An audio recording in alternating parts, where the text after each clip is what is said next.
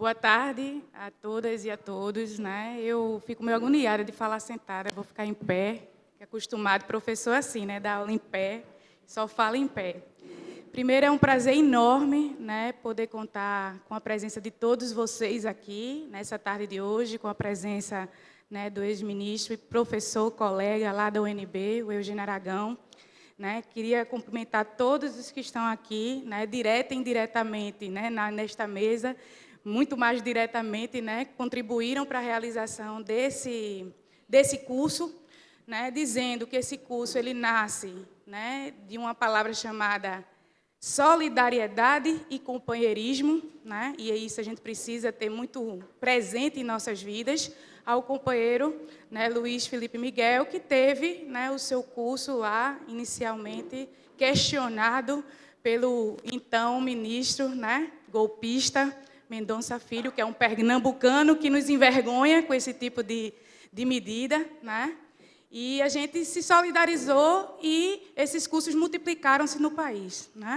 E a gente está aqui na 15ª aula, né, com um curso que teve várias temáticas extremamente relevantes para a gente aprofundar, não era um espaço só de disputa política, né, mas também de aprofundamento e de entender essa complexidade que é o golpe, né, jurídico, parlamentar, midiático e empresarial que a gente está vivendo. É de uma complexidade que exige um aprofundamento e um estudo. E o outro, por entender que a universidade pública brasileira tem que ser esse espaço de resistência.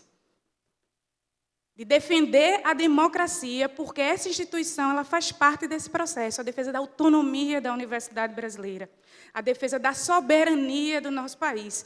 Não existe soberania se nós não tivermos ciência e tecnologia e universidades públicas autônomas.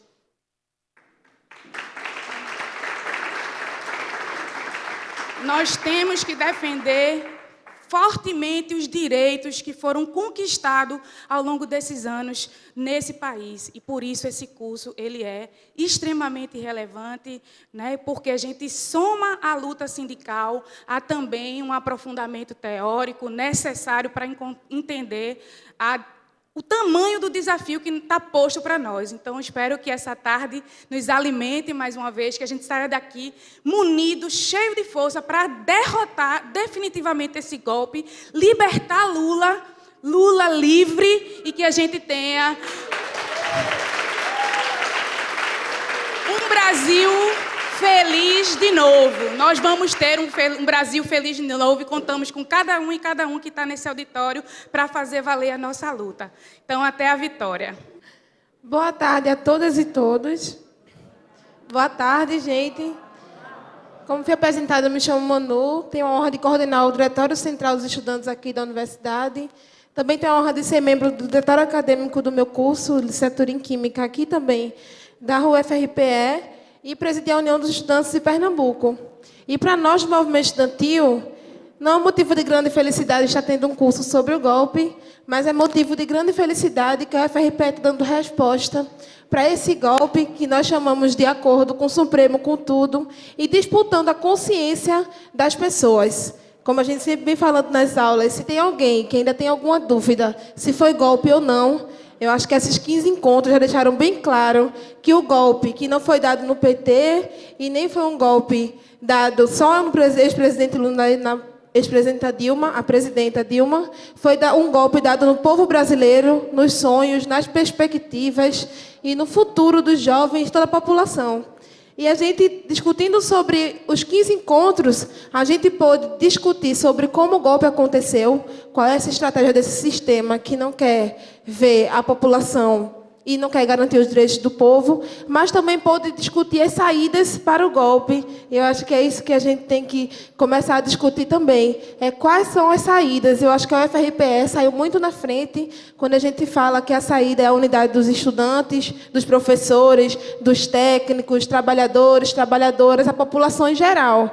Porque a gente entende que a direita está muito bem organizada, O objetivo deles não é a população brasileira e nossos direitos, e sim o mercado financeiro. E a gente sabe que um governo que não prioriza o povo tem um país que não cresce, não se desenvolve. E a gente que faz parte da educação entende que só a partir da educação é que a gente vai ter um país soberano, um país desenvolvido, um país com muito conhecimento, com muita ciência, tecnologia e riqueza.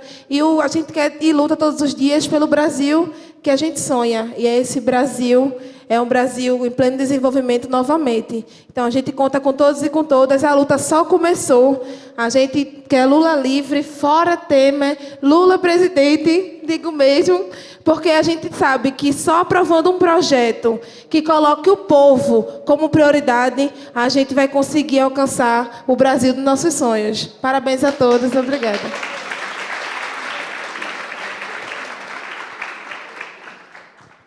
Boa tarde a todos e todas.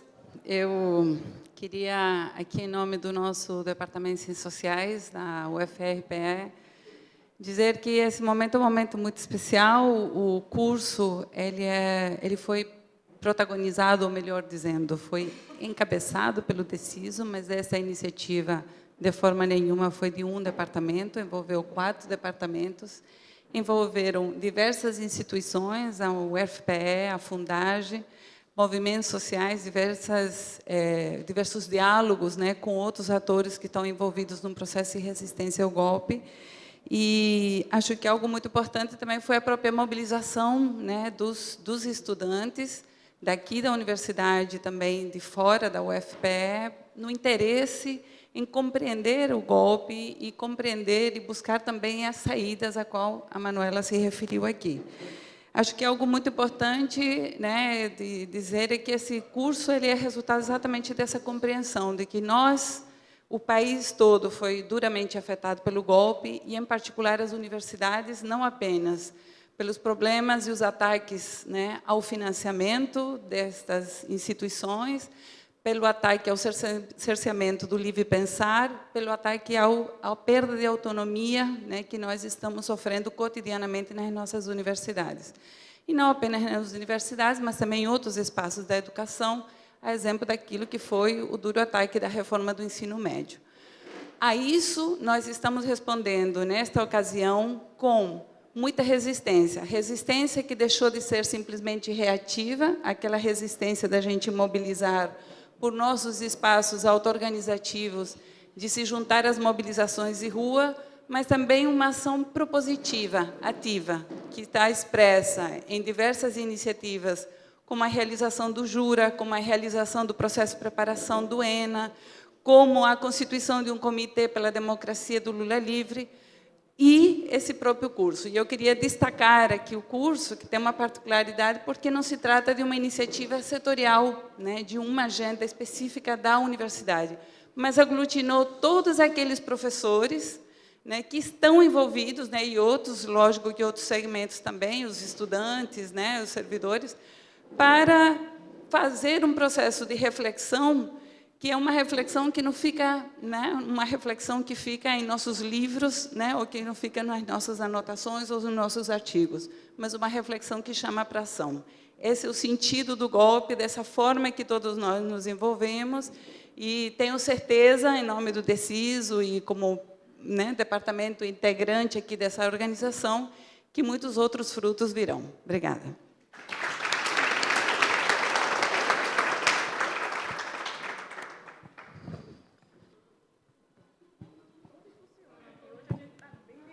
Boa tarde a cada um.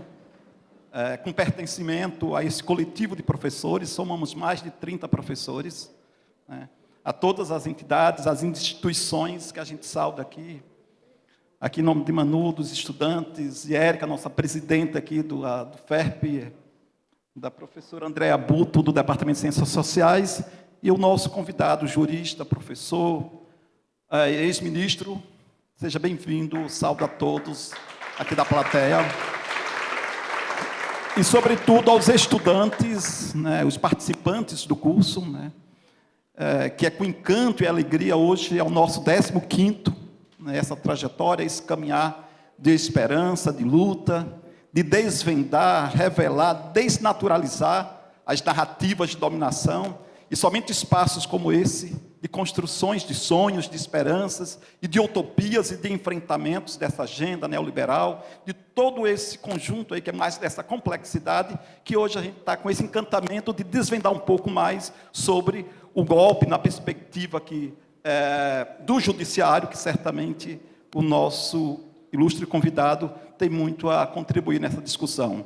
E certamente, como foi dito, mais do que um golpe empresarial, é mediático, é um golpe parlamentar, mas, sobretudo, é um ataque, é um avanço do neoliberalismo, é um ataque à soberania popular, é um ataque às conquistas sociais. E mais, falando recentemente aqui no Brasil, é uma retirada brutal de direitos e conquistas, conquistadas a duro, a sangue, a sonhos, que a gente vê escapando pelos dedos. E, certamente, esse espaço de encantamento, de resistência e luta pelas liberdades, pela democracia, mas, sobretudo, também é um espaço de sonhos, de encantos, pela universidade pública, autônoma, pela liberdade de se expressar, e aqui o curso nasce com essa solidariedade do companheiro amigo lá, do Luiz Felipe Miguel, né, os ataques por eles, os ataques à sua iniciativa de idealizar e pensar esse curso, que aqui também somamos a esse sonho, e certamente é o final de uma etapa que muitas outras virão. E nós, já concluindo aqui, em nome desse sonho, dessa utopia, dessa construção que a gente espera, a construção de uma universidade pública, autônoma, pertencida a todos, que a gente vai construir uma sociedade mais justa, mais humana, mais fraterna e pertencida a todos nós e mais feliz. Muito obrigado e todos bem-vindos. Muito obrigada. Então, desfaz-se a mesa cerimonial. E eu convido o professor Eduardo Jorge, professor do Departamento de Educação, diretor de Formação Política da ADUFERP, para coordenar a mesa do nosso palestrante. Por favor, professor Eduardo.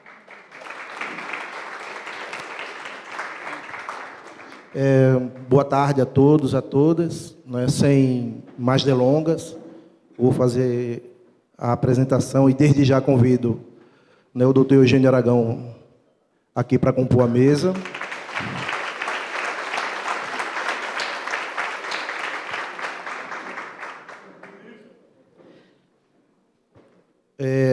Eugênio Aragão, ex-ministro da Justiça, e ex-subprocurador-geral da República, professor titular de Direito Internacional da Universidade de Brasília, UNB, graduado em Direito pela UNB, mestre em Direito Internacional pela Universidade de Essex, Inglaterra, e doutor em Direito pela Ruhr Universität Bochum, Alemanha. Na Procuradoria-Geral da República, exerceu os cargos de vice-procurador-geral, eleitoral e corregedor-geral do Ministério Público Federal. Como subprocurador-geral da República, dirigiu o Centro de Cooperação Jurídica Internacional e diversos projetos na área de direitos difusos. Atuou também junto ao STF e STJ em matéria penal. Integrou o Departamento de Assuntos Judiciais da ONU no Timor-Leste, com Sérgio Vieira de Mello, falecido, naquele acidente que todos nós acompanhamos. Acidente não, é um atentado. Foi coordenador jurídico do Conselho Federal de Educação e diretor-geral do Departamento Federal de Justiça. Desde já agradecemos a sua presença e passamos a palavra.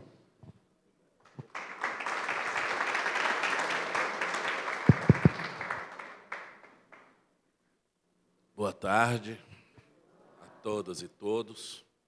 A grande satisfação estar aqui com vocês. As iniciativas como essa são fundamentais para que a gente possa disseminar realmente, vamos dizer, a compreensão deste processo histórico que o Brasil passou, longe daquelas simplificações feitas pela mídia, com interesses inconfessos. Quando um avião cai, dizem os técnicos, não há uma só causa. São várias causas, são várias falhas que levam ao desastre. ao sinistro. Assim também o golpe. O golpe que nós sofremos e continuamos sofrendo, ele também tem vários, vamos dizer, vetores que o causaram. Se nós nos detivermos naquilo que aconteceu agora há pouco, no dia 8 de julho, em Porto Alegre e em Curitiba, quando o juiz Rogério Favretto, desembargador Rogério Favretto, ousou dar uma decisão no habeas corpus, soltando o Lula, e com isso causou um frenesi desesperado por parte dos protagonistas judiciais do golpe, né? A gente consegue compreender a profundidade desse processo, né? Como esse processo é um processo extremamente grave, que deitou raízes profundamente nas nossas instituições e deteriorou de uma forma tal a sua cultura institucional que talvez vamos precisar algumas décadas para recompor a rigidez das instituições previstas na Constituição do Brasil. É um momento extremamente grave que nós estamos vivendo. Mas é difícil para quem não convive em Brasília com o dia a dia das maquinações, às vezes entender como é que é possível, afinal de contas, um poder aqui, a Constituinte de 1987-88, outorgou garantias enormes para se tornar altiva, para se tornar independente, imparcial, ser parte de um complô político que afetou enormemente a própria legitimidade do poder constituído no Brasil. Como é que isso é possível? Afinal de contas, o Ministério Público e a Justiça, até poucos anos atrás, eram as grandes esperanças do Brasil. Muitas pessoas diziam, não, esse Ministério Público agora, ele lida com questões como, por exemplo, o direito das pessoas com deficiência, né? Eles lidam com questões como direito dos índios, meio ambiente, aquela instituição que era tão, vamos dizer assim, adulada pela sociedade civil, se transformar da noite para o dia, né, simplesmente num monstro. E o que a gente está vendo aqui é uma monstruosidade, de difícil compreensão. Talvez quem olhe isso de fora realmente fica perplexo. E tem razões de ficar perplexo. E por isso também é muito fácil também dizer que não, isso tudo seguiu o devido processo legal. São instituições independentes que condenaram Lula, são instituições independentes que também disseram que o processo de impeachment não tinha nada de irregular, que abençoaram aquela iniciativa do Eduardo Cunha, né? Como é que isso é possível? É difícil a gente ter essa compreensão. E por isso mesmo é tão fácil a gente ser enganado e achar que o Brasil está na sua normalidade institucional. As instituições estão funcionando. Muitos dizem assim. Muitos, não são poucos. Essa aparência de normalidade pela forma, com desprezo completo pelo conteúdo das decisões, porque são muito complexos, né? É que tem facilitado a vida da mídia golpista.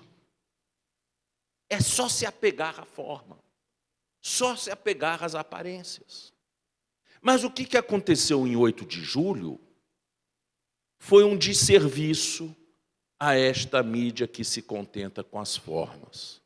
Porque, querendo ou não, aqueles 3 parlamentares, o Pimenta, Vadir Damus e o Paulo Teixeira, quando impetraram o habeas corpus e obtiveram uma decisão favorável à soltura do Lula, eles arrancaram a máscara daqueles que estavam tão bem disfarçados de normalidade institucional.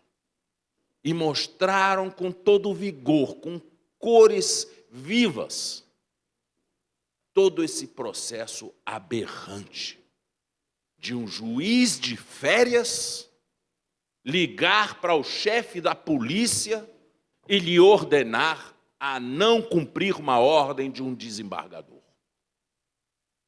De um desembargador, na folga do final de semana, em ir às pressas ao tribunal, desautorizar o seu colega plantonista e lhe tungar o processo.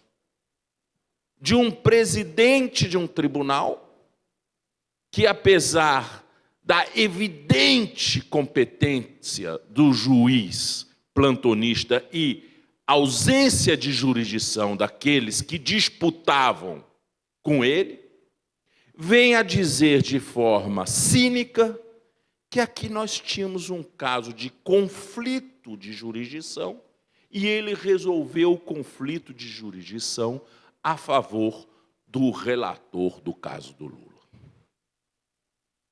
A máscara caiu. E isso tem vantagens e tem custos. Quando as máscaras caem, a gente começa a entender o processo com maior facilidade. Porque, vamos dizer, o mau caratismo, o desvio ético, ele simplesmente se torna claro, evidente.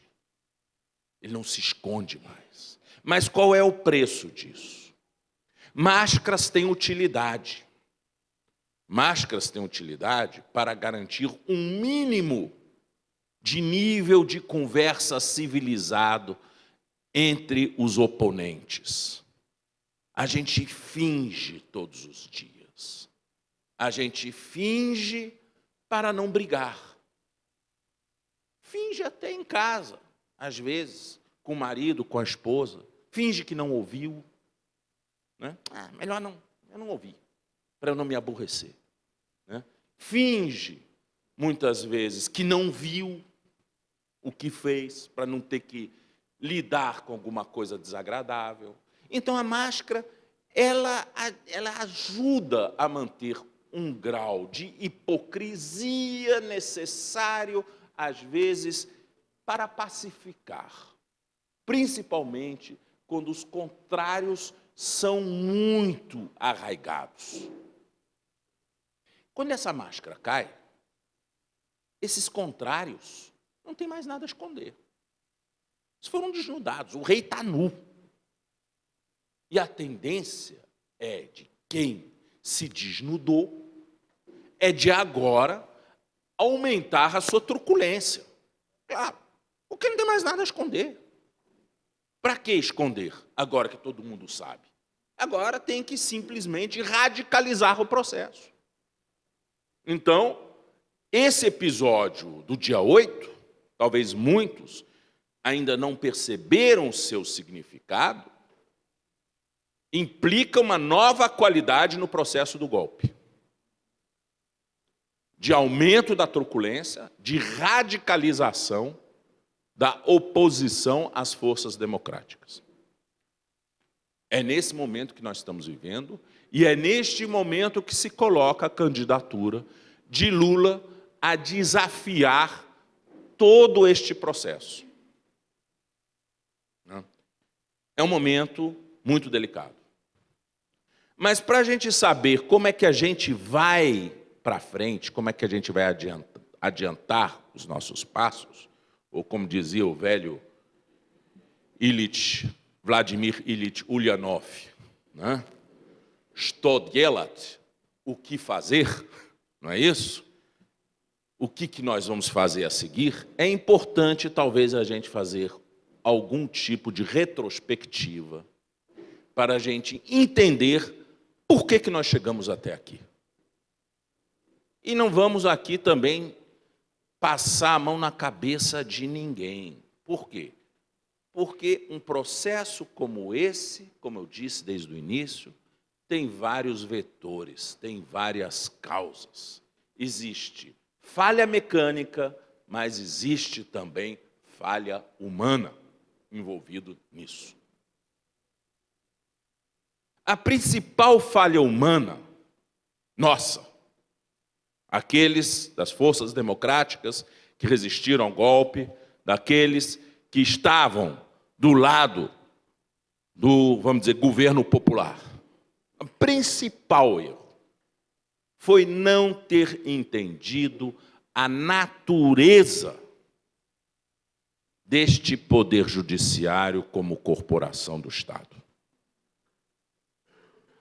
Em 1988, dentro daquele espírito de reconciliação da classe política civil, depois de tenebrosos anos de ditadura militar, tinha-se quase como um truísmo que uma boa democracia estaria garantida com instituições fortes.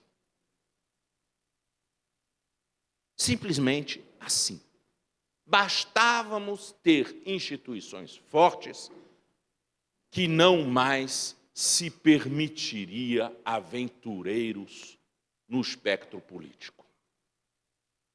E a Constituinte se meteu a dar poderes extraordinários, principalmente para o Judiciário e seus satélites, como se fosse um contrapeso às eventuais tempestades políticas que pudessem voltar a surgir. Precisamos o poder civil garantido na mão de instituições profissionais do Estado. A ideia parecia boa, só que ela era incompleta. A solidez das instituições depende muito de outros fatores também, não é simplesmente que os atores dessas instituições sejam fortes.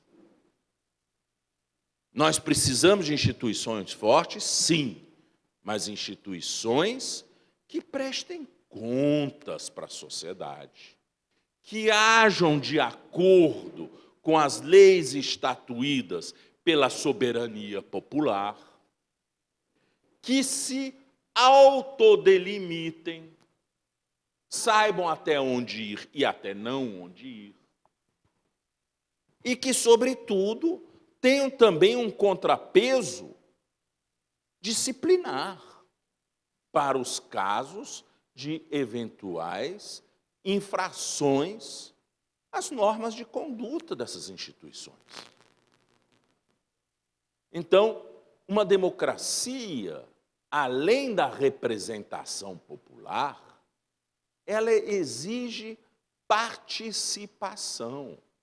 Uma democracia não pode ser simplesmente um exercício de, a cada 4 anos, você levar os eleitores à urna como você leva o gado para o bebedouro e depois coloca o gado de volta no estábulo. A democracia não se faz assim. A democracia não se contenta com bebedouro. Ela precisa de mais. Ela precisa ser cultivada todo dia. Cultivada nos seus valores mais importantes, que são quais? O valor da igualdade de todos perante a lei. O valor das garantias fundamentais de direitos que as pessoas têm. E, sobretudo, o direito de participar, né? E de se informar. É assim que se constrói uma democracia. Mas isso me parece que estava muito longe do horizonte de 88. Tinha-se uma visão muito estática do que seria um governo civil bom. Bastavam boas instituições. Nós construímos um judiciário no Brasil que é único no mundo, com seus poderes. Porque o judiciário brasileiro, ele é que propõe ao Congresso Nacional o seu próprio orçamento. É esse judiciário que também tem iniciativa de leis quanto às suas garantias, quanto àquilo que diz respeito ao seu próprio interesse. É um judiciário que tem a garantia de que o executivo não pode concorrentemente legislar sobre ele. É um judiciário em que os juízes têm uma noção de independência tal que ela se coloca como falta de controle, irresponsabilidade. Isso vale para o judiciário e vale para os seus satélites.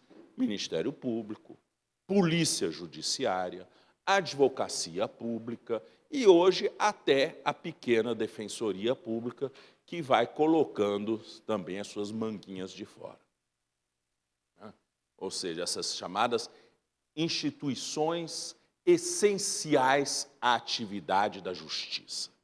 Estão elas todas no capítulo do judiciário, não estão mais no capítulo do executivo, não. Migraram para o capítulo judiciário, porque ali a grama é mais frondosa do que no executivo. Lá eles comem melhor, se alimentam melhor. Então, até geograficamente, saíram do capítulo do governo, do executivo, para ir para o capítulo do judiciário. Essas instituições, vamos dizer, satélites do poder judiciário. E passaram a brigar entre si, porque sabiam perfeitamente que quanto mais poder elas tinham, melhor a posição delas no pasto para comer o melhor capim. Então, essa foi a arquitetura de 1988. No meio de uma constituinte que, na verdade, foi um turbilhão pós-ditadura, em que parece que os diversos segmentos da sociedade tinham enormes reivindicações a fazer. E a Constituinte tentou, indistintamente, atender a todos eles, como se fosse um grande Papai Noel da sociedade. E não distinguiu povão de corporação. Durante os primeiros anos de existência do Ministério Público, a experiência parece que foi boa, porque, sim, as pessoas que brigaram na Constituinte pelo fortalecimento do Ministério Público e da Justiça eram bem intencionadas. Eram pessoas que queriam realmente uma instância de intermediação entre a sociedade e o Estado, sabendo que o Estado no Brasil, tradicionalmente, pouca atenção dava para a sociedade. Então, essa intermediação era algo que era tida na época como um grande avanço. Ação civil pública, inquérito civil. E, claro, tivemos muitos avanços, principalmente na política indigenista, na demarcação de terras, na questão dos quilombolas. Enfim, nós tivemos um espaço de discutir direitos dentro do Ministério Público.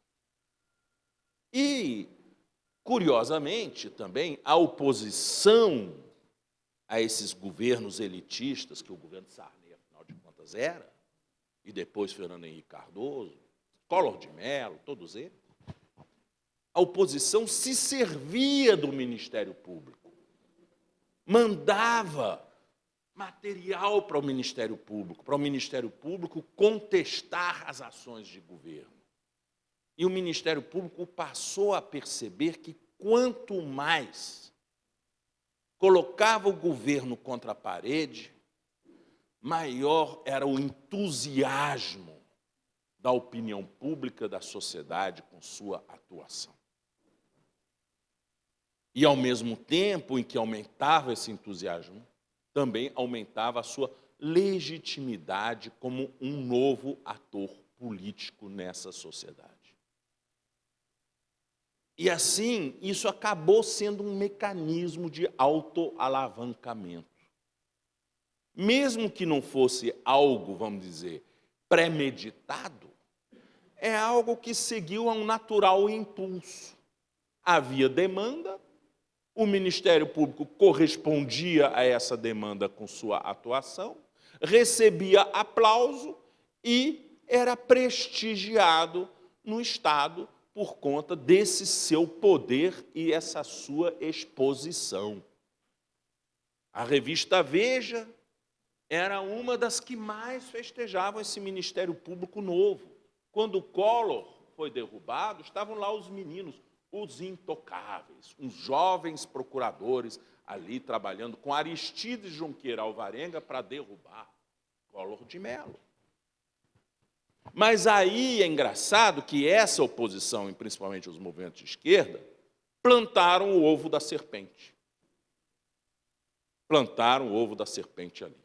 Porque é uma instituição que, por mais que tivesse ali um ou outro ator bem intencionado, não tinha uma gramática interna e externa que era democrática. Para começar, é uma instituição de elite. Porque para você passar num concurso público do Ministério Público ou do Judiciário, tem que suar a camisa. Há todo um estímulo a, vamos dizer, aquelas pessoas que naturalmente já foram mais beneficiadas na vida, que visitaram boas escolas, caras, que foram para as universidades públicas porque estavam nas escolas boas, que depois tiveram papai e mamãe para sustentá-los depois dos estudos, para que pudessem se preparar para um concurso público, pagando caríssimos cursinhos preparatórios, sem precisar trabalhar. E essa, aspas, meritocracia chegasse a esses lugares. E é engraçado porque essa exposição dessas carreiras, principalmente a partir da destituição de Collor de Mello, aumentou enormemente e na mesma proporção que aumentou o temor dos administradores, dos governantes por essa instituição. E essa instituição, com isso, passou a ter um apelo muito grande para pretendentes que antes não seriam a sua clientela, não seria a clientela natural de seus concursos públicos. Quando eu fiz concurso público para o Ministério Público, em 1986, 87,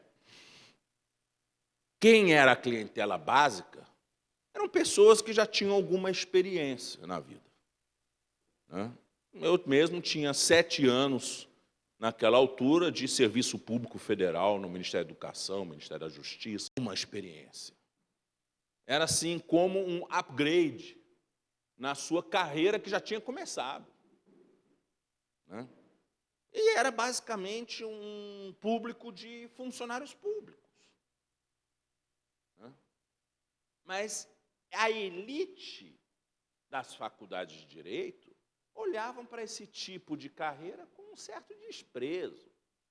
Porque aquilo que era para eles pop, cool, era ser advogado corporativo de uma grande multinacional, até ser advogado do Banco Central do Brasil, do BNH, ser advogado num grande escritório, eventualmente fazer carreira diplomática. Tudo isso valia muito mais do que ser juiz e membro do Ministério Público. E, de repente, no entanto, essa clientela que normalmente iria para esses outros setores começou a se interessar. E começou a se interessar por quê? Porque, com prestígio, aumentou a mufunfa, aumentou o pagamento. Logo se viu que Ministério Público e Judiciário estavam no topo da cadeia alimentar do serviço público. E isso atraiu muita gente. Principalmente num país, anos Sarney, que estava em crise permanente, econômica permanente. Você ter um salário razoável no fim do mês, que vai sendo reajustado, porque toda hora a instituição vai chutando o balde do governo, não é ruim, é bom, né? E isso começou a atrair um outro tipo de clientela para dentro do Ministério Público.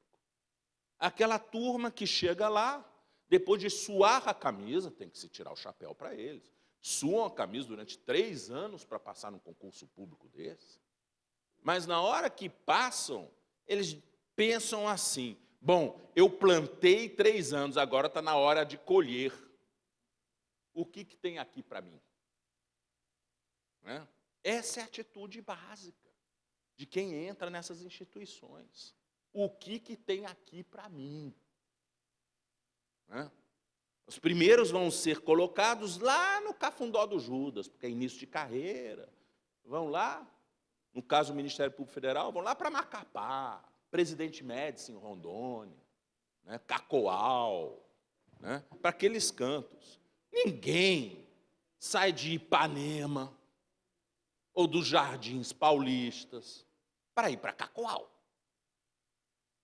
Não querem, não querem. Ficam furiosos com essa primeira lotação. E logo que chegam, já começam a fazer pressão em cima da administração central, do Ministério Público, para que se realizem novos concursos públicos. Por quê? Para a fila andar. Eles querem sair da periferia para o centro. Sair de Cacoal, pelo menos, para Manaus, de Manaus para Belém, de Belém, para Fortaleza, depois para Recife. Daí vai, a fila tem que andar.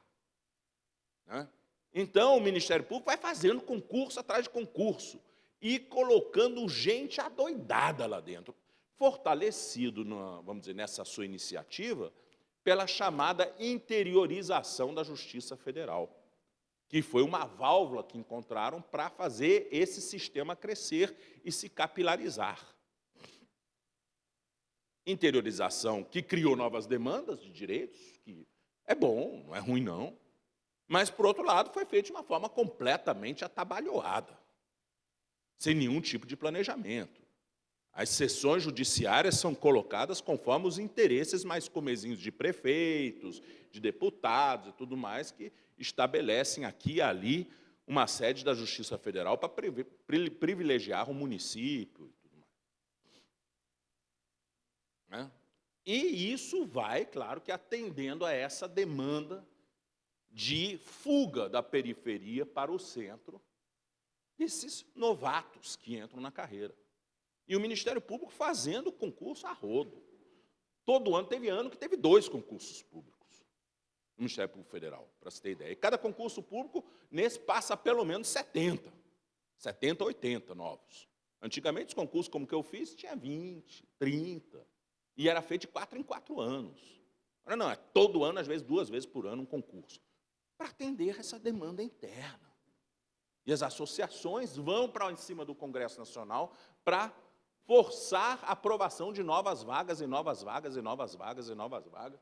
E assim esse Leviatã vai crescendo, vai aumentando os seus tentáculos,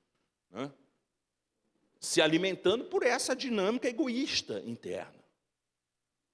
E o pior de tudo é que não fica ninguém em Cacoal e não fica ninguém em Manaus para dar continuidade ao trabalho. Na Copa do Mundo, por exemplo, o tal do metrô de superfície de Manaus foi um desastre total, porque quem começou o serviço logo foi embora e quem assumiu no lugar dele não queria mexer com esse processo dos outros, então ficou por isso mesmo.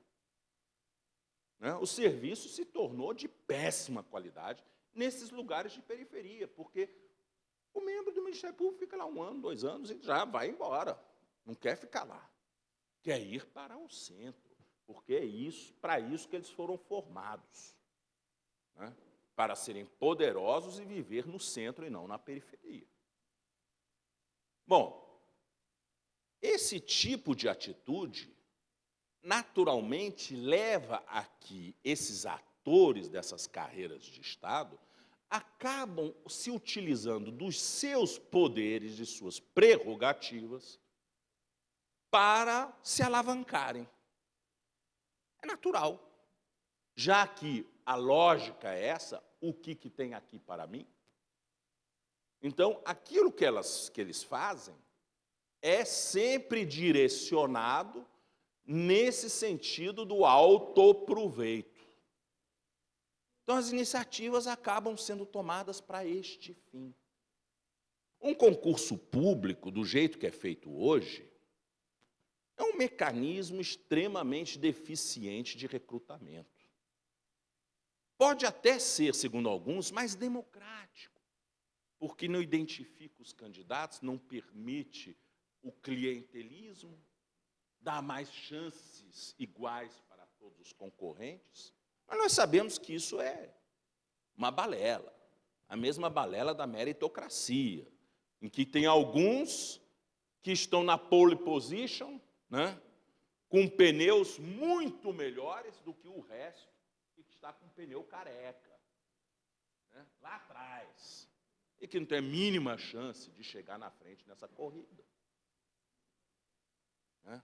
Então, é democrático, vírgula, esse concurso público. E é o que é de pior, o concurso público, como ele se faz um curtíssimo espaço de tempo e se limita à aferição de conhecimento básico sobre o exercício da profissão, ele não avalia quem é aquele sujeito que está entrando lá naquela carreira.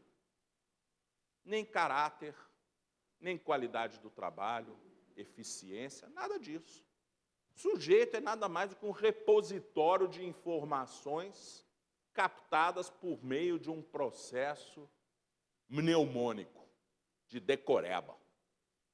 É assim que esses caras se capacitam. Chegam lá, em 3 dias você tem uma fotografia instantânea deles, daquilo que eles foram capazes de dizer naqueles 3 dias. E com isso eles impressionam. Mas na hora que esse sujeito entra na carreira, às vezes, ali nós temos uma verdadeira bomba relógio, que vai estourar depois que o estágio probatório dele acabar. Nos 2 primeiros anos, todo mundo vai ficar quietinho, né? Fica conspirando por trás. Mas quando passa os 2 anos do estágio probatório, aí os caras começam a ficar desaforados, né? E começam a gritar, ter razão, né? Olhar para o governador do estado de igual para igual, para o prefeito, e acabam pintando e bordando. E fala de um governador, de um prefeito neste país que não teve problema com o Ministério Público. Não tem nenhum deles. Nenhum deles.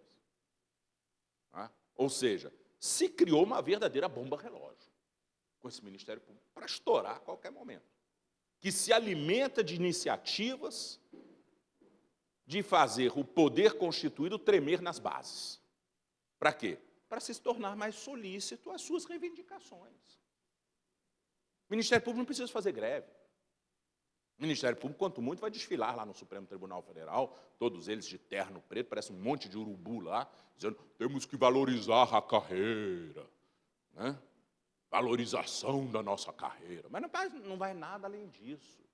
Por quê? Porque a sua campanha salarial, se é que a gente pode chamá-la assim, é feita no tapetão vermelho, na Secretaria de Planejamento da Presidência da República, com um cafezinho fresco, água gelada, música ambiente e ar-condicionado. É ali que eles negociam as suas vantagens. E ai daquele administrador que resolver ser relutante. Ele já tem um problema para a vida dele. Lá vai, daqui a pouco, uma bomba de uma improbidade administrativa em cima dele. É assim que a coisa funciona. Professores, não. Professores, para conseguir aumentar os seus ganhos, tem que fazer uma greve. Aí fazem uma greve, não conseguem nada, e ainda por cima vão ter que repor as aulas. Um tiro no pé. Essa é a dinâmica de professor. É o Ministério Público, não. Vai lá, bonitinho, cheirosinho, no seu terno Jorge Armani, né? Falar com o ministro do Planejamento. E não é à toa que a gente vê no Estado brasileiro o quê? Precisamente aqueles estamentos corporativos cujas graves funções podem implicar em elevado risco para o Estado, né, serem os mais bem remunerados. Olha para o Ministério Público, para os juízes, para os delegados da Polícia Federal, para os auditores fiscais, para os advogados da União, para os auditores do Tribunal de Contas da União. São todos eles os magnatas da República. Por quê? Ora, porque eles têm um porrete na mão. Intimidam o poder constituído, é isso. É um processo de contínua extorsão institucional. É assim que o Estado brasileiro tem funcionado.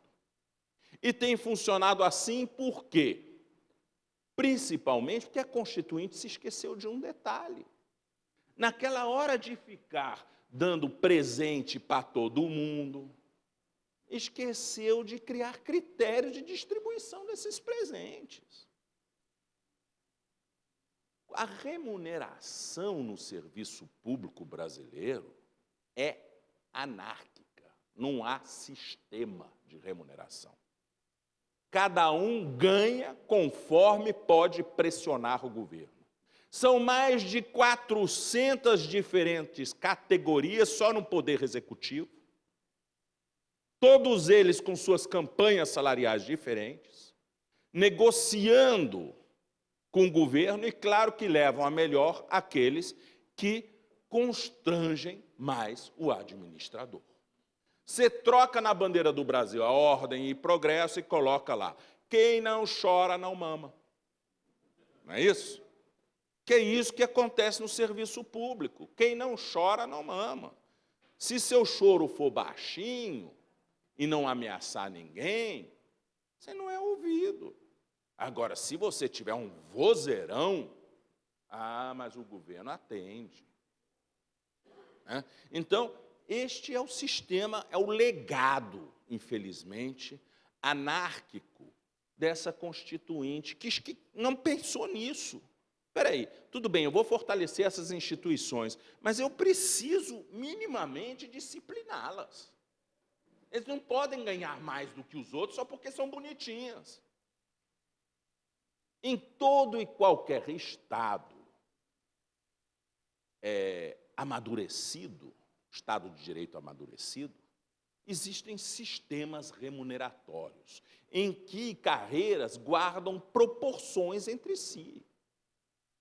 Não é possível um menino entrar no Ministério Público ganhando líquido R$25 mil por mês, enquanto um general do Exército recebe R$15 mil por mês, enquanto um embaixador recebe R$19 mil, enquanto um professor titular, depois de muitos e muitos anos, recebe R$16 mil por mês. Isso não é possível, não faz sentido isso. Você cria o caos dentro da administração. Por quê? Porque você vai criar uma competição interna dentro da administração pelas prebendas, pelas facilidades. Disputa de poder e, no final das contas, o que você vai ter?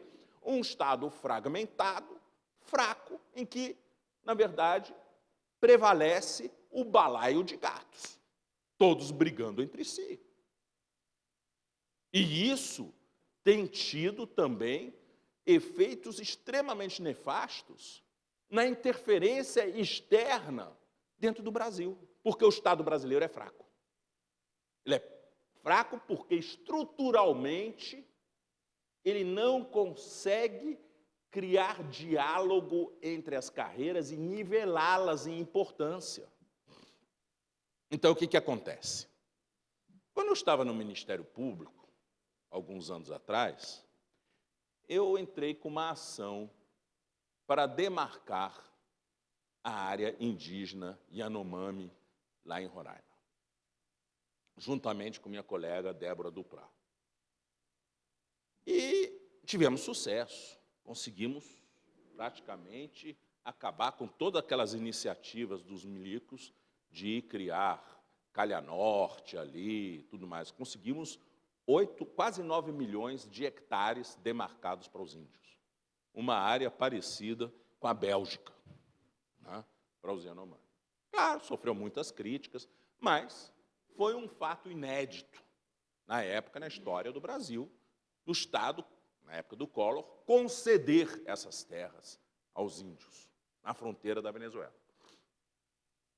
Eu estava lá uma bela tarde, no meu gabinete, e chega, de repente, uma senhora muito simpática, né, diplomata afro-americana, né, da Embaixada dos Estados Unidos, no meu gabinete, assim, tudo bem, doutor, gostaria de falar sobre área Yanomami. Eu disse, não, tudo bem, posso falar, mas a senhora bateu na porta do Itamaraty primeiro? Porque quem fala pelo governo brasileiro para a senhora são eles, eu não, aqui é cozinha do Estado. Né? A senhora entrou na cozinha, a senhora tinha que ficar na sala de visita, aqui é cozinha. Né? Então, lamento muito, eu conto tudo que a senhora quiser saber, se o Itamaraty me autorizar, porque eu não tenho esse poder. Tá? Aí ela botou o rabinho entre as pernas e nunca mais veio. Acabou. Resolvi o problema. O problema é que o complexo de vira-latas de muitos outros colegas, num momento como esse, faz exatamente o contrário. Ah, claro, vamos falar. E aí o cara começa a falar de si, de todas as suas virtudes, e como o papai e mamãe acham ele lindo, rechonchudo, bonitinho, bem-sucedido, né? Já de olho numa viagenzinha, quem sabe, para os Estados Unidos, para dar palestrinhas em universidades americanas, né? Com tudo pago, claro, um freebie, né? No melhor estilo americano. Né? Já está logo pensando nisso. E ali ele se derrama. Claro, entrego tudo. Que mais você quer? Eu sou facinho, bem menino. Né? Assim que as coisas acabam funcionando, porque o cara está pensando nele, não está pensando no Estado como um todo. Está pensando na sua vantagem, como ele é lindo, como ele é bonito. Né? E isso aconteceu em um outro caso, mais grave ainda do que esse. Os americanos, lá nos Estados Unidos, o Ministério, o Senado americano, fez uma CPI para apurar trabalho escravo na cadeia produtiva de produtos importados pelos Estados Unidos. Em outras palavras, para acabar com o lobby brasileiro do ferro Gusa. É claro que você não vai dizer isso, né? Você vai dizer, não, é o trabalho escravo na cadeia produtiva de produtos importados. Mas o objetivo era claro, era Bethlehem Steel e outras mais, não querendo saber do Brasil exportar mais minério e ferro Gusa para os Estados Unidos, concorrendo com as americanas.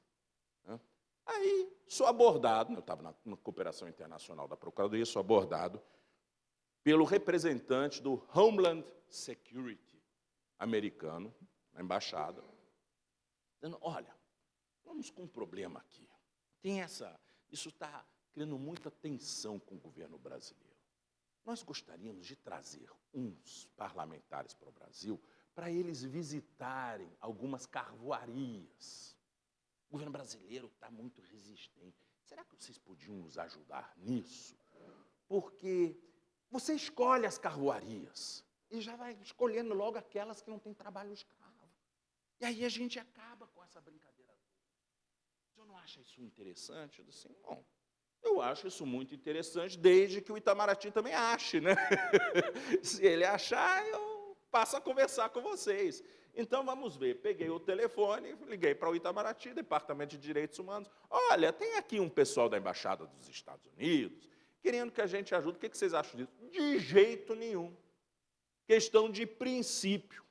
Como a gente também não pode sair fiscalizando nos Estados Unidos delegacias de polícia que batem em porto-riquenhos, nós também não vamos deixar eles virem aqui olhar o nosso quintal. Não vamos. Muito obrigado. Vocês convencem o Itamaraty? Se vocês convencerem o Itamaraty, a gente volta a conversar. Acabou. Feliz da vida, comuniquei ao Itamaraty, estava tudo bem.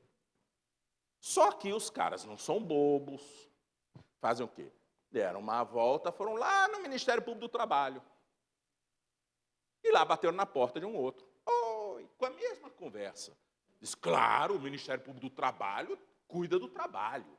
Não, nós somos independentes, nós somos autônomos para tratar disso. Não, nós não precisamos falar com o Itamaraty, não. Venha conosco. E lá foram os americanos visitar as carvoarias deles. Deram um balão no Itamaraty, deram um balão no Ministério Público Federal e em todo mundo. Por quê?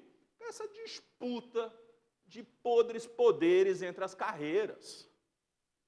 Quem é que é mais importante, quem ganha mais, quem tem mais prestígio, quem é mais bonito. E isso enfraquece o Brasil. Os americanos são zeiros e viseiros em fazer isso.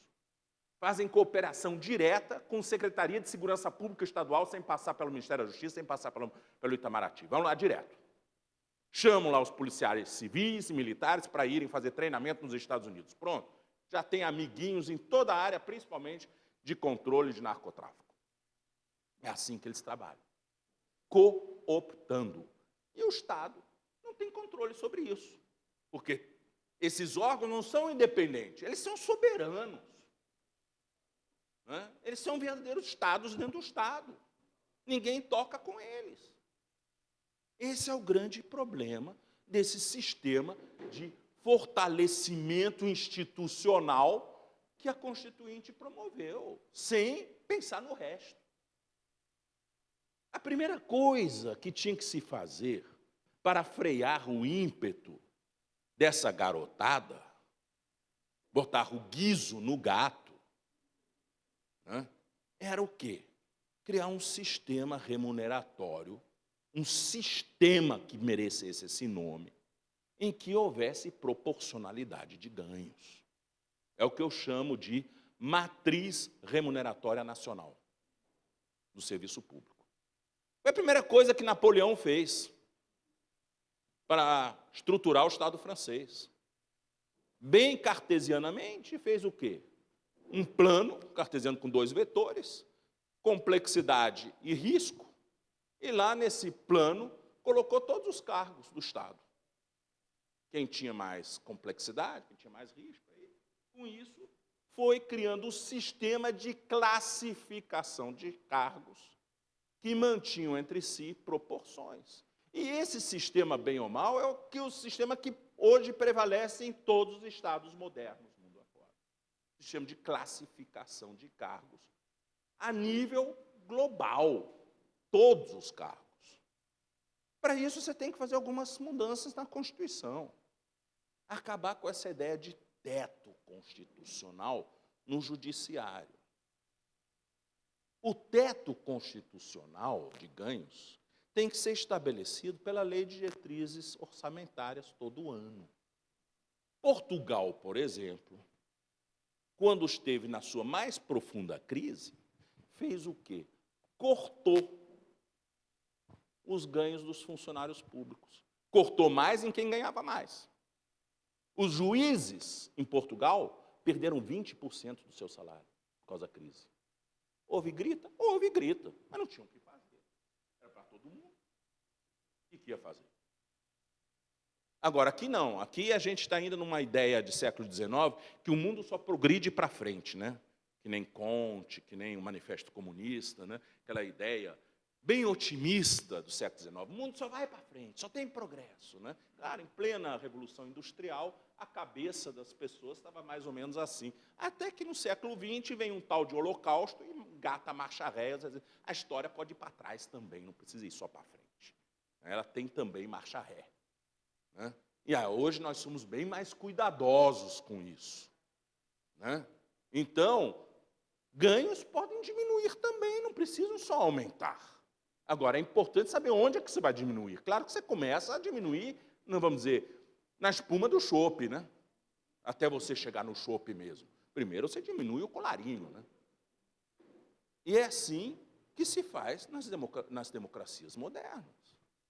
Com isso, você força todos os servidores a se filiarem a um único sindicato. E é ele que faz a negociação. Não adianta uma associação bonitinha, cheirosinha, dos juízes federais, tal de AJUF, ir lá negociar em separado. Ou a tal da frente das entidades representativas do Ministério Público e da Justiça, fazer a sua pressão, não adianta. Eles só vão ser aumentados se aumentar todo mundo. Né? Facilita o trabalho do governo. Por quê? Aqui, todo santo ano, o Poder Executivo tem que negociar com 400 categorias, fora aquelas que estão fora do Poder Executivo, do Judiciário e tudo mais. São 400 categorias para serem negociadas. Claro que não consegue agradar a todos. E o Estado sempre fica em débito com essas categorias. Agora, se você tem uma negociação só com o Sindicatão Nacional dos Servidores Públicos, aí a coisa sai mais tranquila, mais sistêmica. Claro, os caras vão ser colocados no seu devido quadrado, no seu devido lugar. Não vão mais ter essa bola toda, usar os seus podres poderes para se alavancarem. Não, não dá não, porque temos um sistema constitucional em que ou todo mundo levanta, ou não levanta ninguém. E aí você cria, claro, um sistema transitório de encontro de contas por algum tempo. O ideal é que você tivesse um sistema que, vamos dizer, fosse transversal, saísse do nível federal para o nível estadual e municipal também, de tal forma que você diria assim, um cargo C3 federal é a mesma coisa que um estadual que um municipal. E aí você cria um sistema nacional de remuneração com um fundo nacional para compensar os estados com maiores fragilidades estruturais para manter essa tabela, que pode ser perfeitamente regionalizada. Você regionaliza a tabela e cria um fundo estrutural aí para garantir que essa tabela seja cumprida pelo Estado, pelos municípios. E aí você vai ter uma grande vantagem. Você, de repente, vai saber quantos servidores públicos existem no Brasil. E hoje você não sabe. Eu sei quantos servidores existem na folha de pagamento federal. E ainda assim é um número difícil de se conseguir, porque você tem que juntar 4 sistemas de pagamento. O do Executivo, do Legislativo, do Judiciário e do Ministério Público. Cada um deles sem conversar com o outro. O sujeito que acumula cargo de professor universitário e Ministério Público ganha 2 auxílios alimentação, almoça 2 vezes. Porque o sistema não conversa entre um e outro. Não sabe que ele já recebeu no outro. Aí, de vez em quando, o Tribunal de Contas da União se lembra, peraí, o cara está comendo 2 vezes, pode não. Né? E aí começa a cobrar. Aí cobra o retroativo de 5 anos atrás que ele comeu 2 vezes. Né? Não dá para ser desse jeito. É isso, é esse sistema anárquico de remuneração e de vantagem que permitiu o Ministério Público ser abusado e aprontar do jeito que está aprontando nessa tal de Lava Jato. Que passou a ser a cerejinha do bolo corporativo deles. Por isso que Lula não pode ser solto. Isso aqui é a cerejinha do bolo. Lula é a cerejinha do bolo corporativo. Já estava desenhado há muito tempo que a Lava Jato só tinha uma única finalidade: prender o Lula. E, se possível, acabar com o PT. Pronto.